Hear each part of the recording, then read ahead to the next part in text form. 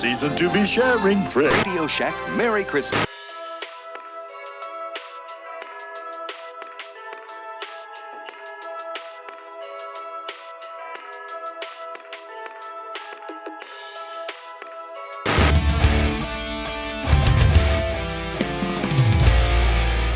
Welcome back. Good to see you. Team Hesh Chris here. So we find ourselves in the year-end holiday season. It's cold outside, snow is falling, and snow cleanup is something we all gotta worry about. So up here in New England, you're either paying someone to plow you out, nice. Oh, Mr. Plow, that's my name. That name again is Mr. Plow. Or you're breaking your back, shoveling, and doing the work yourself. But if you're a real badass, a true winter warrior, It's Lee Majors, the $6 million band. Santa, is there a back way out of this place? then you got yourself a mighty, mean, gas-powered snowblower. And there ain't nothing stopping you from clearing a path after a vicious storm. The worst blizzard in 50 years. Barometers are falling sharply. Oh no! If I'm gonna do some snow removal, I wanna beat the shit out of that snow. Now, I got a buddy who lives in the city, and he's been bugging me for at least 2 years going, hey, I know you've been fixing stuff for YouTube. Could you pick up a snowblower if you see one? Now, this being the season of giving, I had a Grinch moment where my heart grew 10 sizes too big for my chest, or however it goes, and I texted him back and I said, who is this? And I texted him back and I was like, fine, I'll get you a snowblower. And that's what I'm doing. Gonna fix a snowblower and gift it to a buddy. When I'm done with this thing, he's gonna be doing all the blowing he could dream of. Nice. Let's get on with it. Presenting the Christmas time gift-giving snowblower refurbish extravaganza. All right, cut it. Let's go to the next scene. So this thing is an MTD Yard Machines snowblower with an 8 horsepower Tecumseh engine. It's got the pull start and the electric start, typical carb setup with 5 forward speeds and 2 reverse. It's also got 2 super flat tires, super duper flat.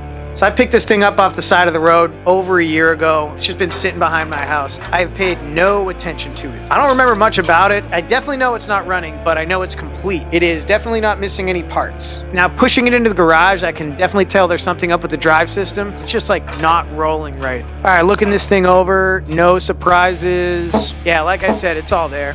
There is definitely something up with the drive system. I can't shift between these gears at all. This lever's just stuck.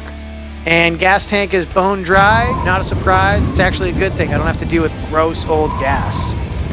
First thing I'm gonna do here is vacuum the leaves and crap out of it and blast it with some compressed air. It's got leaves and moss and dirt all over the place. I'll enjoy this process a lot more if I get it clean first. This is what you get when you leave it outside for over a year. Little bits of the woods and every little crack and crevice. Clean all that junk up, sweep the floor, and I can get to work. Less concerned about the engine, more concerned about the wheels not really rolling. I would really like to be able to push this thing around the garage. It's kind of stuck where it is right now. Let me see what I can do about these flat tires. Yeah, this one's not holding any air. It's too dried out. Trying to wiggle it around. I hit it with a spray bottle of water, but nothing. It's not holding any air. So let me try to get the wheel off here. Maybe I can fix it up on the bench. Okay, yeah, totally frozen to the shaft, so that is not happening.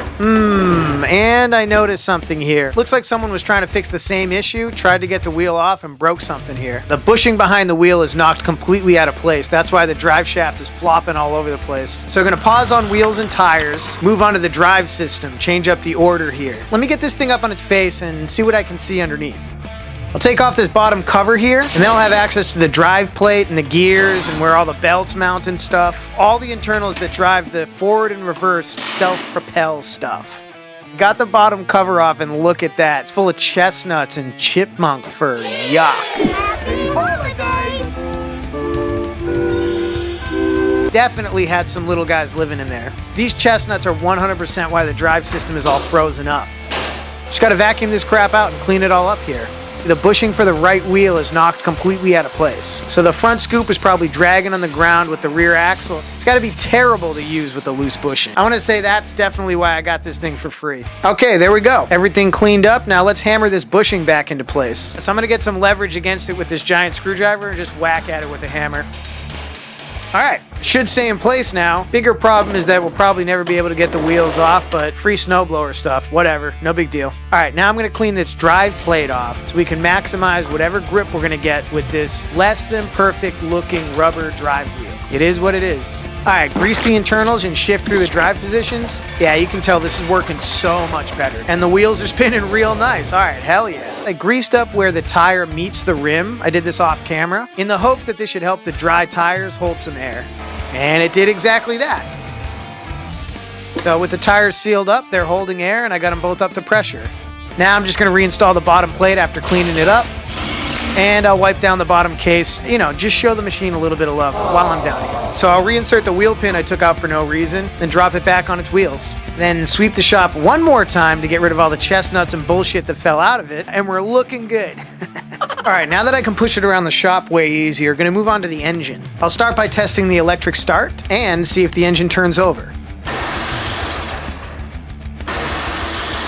All right, yeah, seems to be working fine. Awesome. So I gotta remove this chute control handle to give me better access to the carb cover. Comes off pretty easy, no problem. Then I'll get the carburetor cover off and see what we got going on underneath. Yeah, really straightforward carb setup for a Tecumseh, no surprises. If you notice, there's no air filter here on the intake. I think that's because when you're snow blowing, it's not really putting dust in the air like when you're running a lawnmower or something, but I've never really looked into it too much. Maybe you can let me know in the comments why snowblowers ain't come with no air filter. Next, I'll work to get this exhaust off and out of the way to make accessing the carb just that much easier. Hammer off this little plate that keeps the bolts from backing out, and then get these bolts removed. Yeah, super easy. First thing I do is snap off one of the bolts. Fucking awesome. Woo! We are off to a great start. Hallelujah!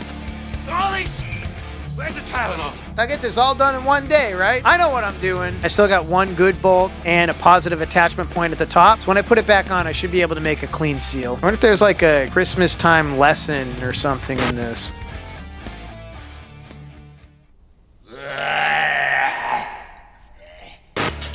Get the carburetor off and out of the way. Didn't break anything there. Then I took the throttle control off. It was just 2 screws. And next I took off the front engine cover, which gives me access to the flywheel and the ignition coil. A bunch of hidden outdoor debris fell out of the front cover. Probably more chipmunk stuff. Sitting way down the bottom there, couldn't quite get at it with the vacuum. So I went and blasted all the newly exposed engine parts with compressed air, and I swept the shop one more time. Watching this footage back, I feel like a bit of a clean freak, but probably just procrastinating. So the ignition coil is looking pretty rusty and junky, so I took that thing off, and this is about as far as I need to go into the engine. So then I greased up the flywheel to starter gear, and I spun it a few times with the electric start to get the grease distributed. That's how we like it. Ooh, make it greasy. Let's check out the oil in this thing. It's topped up and the oil looks dirty. That's what I expected. Let's do an oil change. We'll start here by draining the oil out of this oil drain tube that very considerately clears the case. Means I'm not dripping oil everywhere. I've definitely seen other machines that don't come with this tube, and the only way to get the oil out is to make a huge fucking mess. So thinking of the repairman, love it. I'll cap up that beautiful drain tube and then fill it with some fresh oil. Now checking the level, and everything looks good. Now there's no oil filter on a machine like this. Just got to close up the oil fill hole and call it done. Oil changed. We'll return to Christmas Comes to Pac-Land after these messages. Christmas is here. $11.99 at Hess stations. Energizer batteries included. Happy holidays from Hess. This video is sponsored by the long hairs. If you're a fellow long hair wrenching in the garage, you know well enough already about the dangers of letting your hair dangle every which way. You got it dangling under the hood, engine running, and you don't want to have your face ripped clean off. Now the long hairs make a bunch of great products for men with long hair, like these sweet headbands that won't rip your hair out when you take them off, badass head wraps, and sweet, sweet, delicious smelling shampoo and conditioner. The long hairs proudly give back through their Long Hairs Do Care initiative, donating 1% of their revenue and organizing events like The Great Cut, providing custom hair prosthetics at no cost to children facing medically related hair loss. Huge thanks to the Long Hairs for sponsoring this video. Check them out at thelonghairs.us. And now, let's get back to the video. Here is the balance of parts that I removed. We're looking at the carb, the ignition coil, the pull start, the front cover, throttle control. You might be asking yourself, why is he going crazy yanking parts off? He hasn't really tested any of this stuff yet. Check this out. I got all these brand spanking new parts from this company called HIPAA. Check them out at hippaparts.com and hippastore.com. Got a brand new carb, got a brand new ignition coil, and a brand new pull start. Thanks again, guys. Really appreciate it. After we slam all these brand new parts on and put in some fresh fuel, there's honestly nothing that can stop this thing from running. Check out that brand spanking new carb. Ooh, so shiny.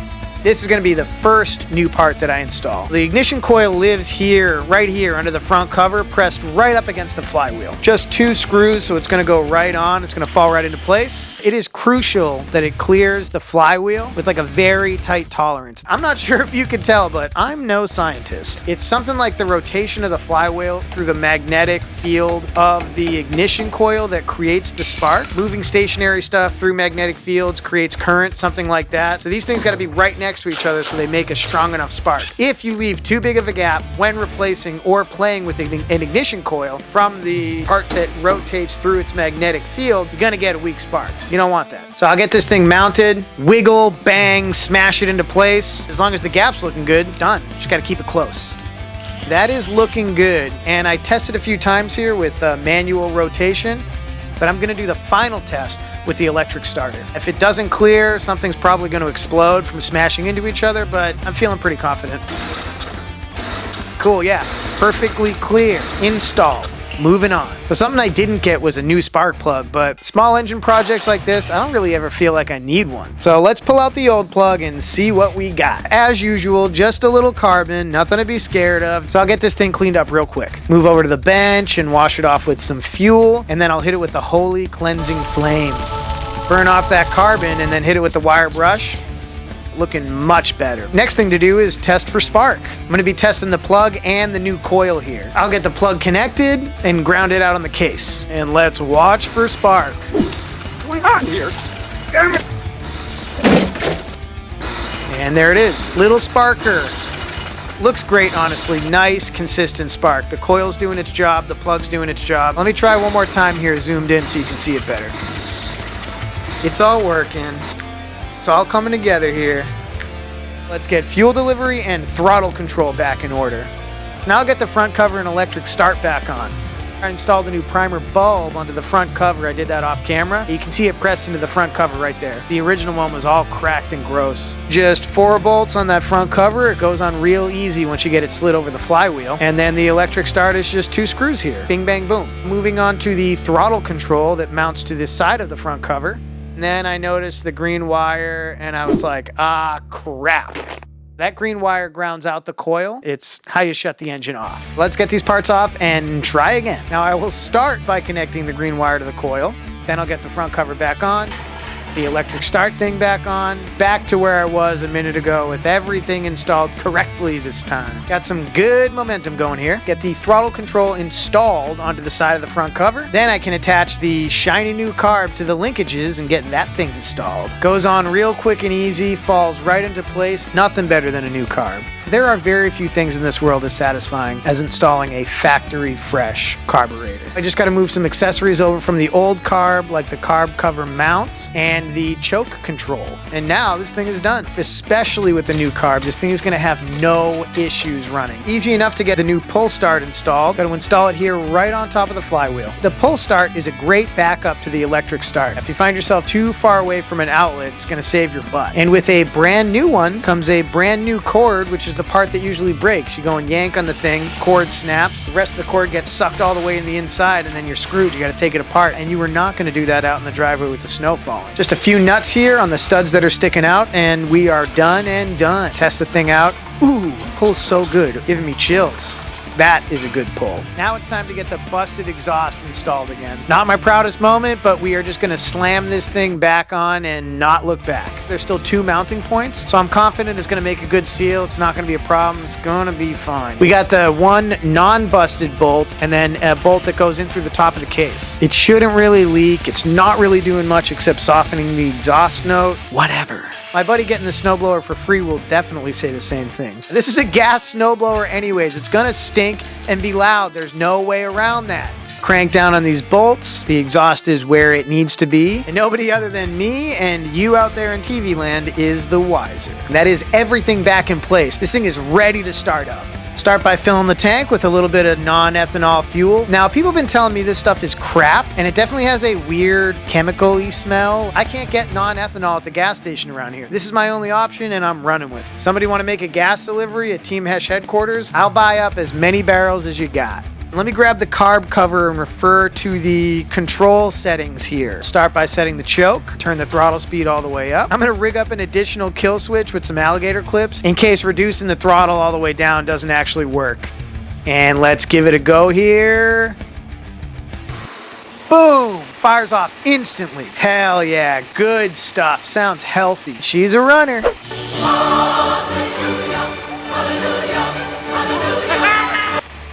So it cut off quick because I only put so much fuel in there. So I'll add a little bit more fuel, get it started one more time. Now I'll give the auger a good test and hit it with some WD-40 where it counts. Auger spinning strong, so this thing is gonna throw snow again. Hell yeah. We are there. Thing runs and it runs well. With all the new parts on it, it fires right up. Auger is spinning. Are you listening? I'm already counting it as a victory, but it's time to wrap this thing up. I'll start by reinstalling that carb cover. It goes right into that bracket that I moved over from the old carburetor. Then I'll reinstall the chute control handle. You need that thing. Now I'll lube up the chute control and give it a little test. Yep, spinning smooth.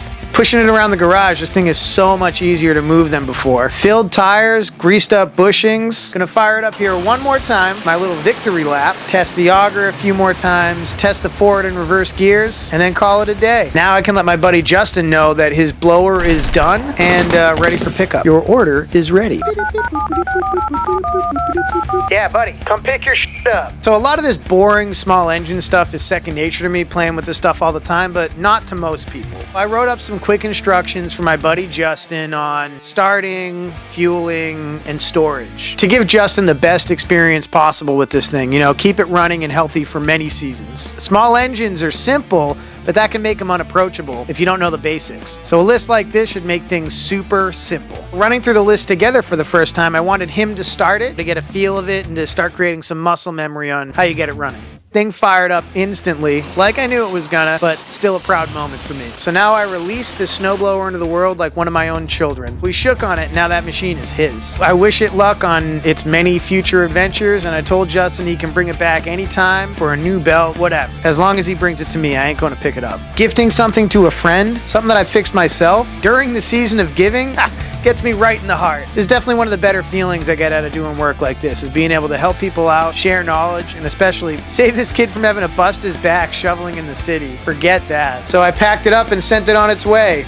So Christmas time and winter time in general, I hope if you live somewhere where it snows, you got a trusty snowblower by your side. Doesn't take much to get them in order, and it doesn't even have to be preventative maintenance. It could just be a day of hacking on it. Then you got a machine that'll march out into a snowstorm with you to clear a path for your family, for the Amazon drivers, for your Uber Eats chicken nugget deliveries. McDonald's Chicken McNuggets 20-pack makes every holiday party happy and fun. Whatever you're waiting for behind the glass, waiting for the driver to drop it on the steps. Fixing discarded machines is definitely rewarding, saves you money, keeps good machines out of the landfill. That's enough preaching for now. Whatever you celebrate, happy holidays, enjoy the season, stay warm. I'll see you next time. Merry Christmas to all, and a Gal Gal Gadget good night.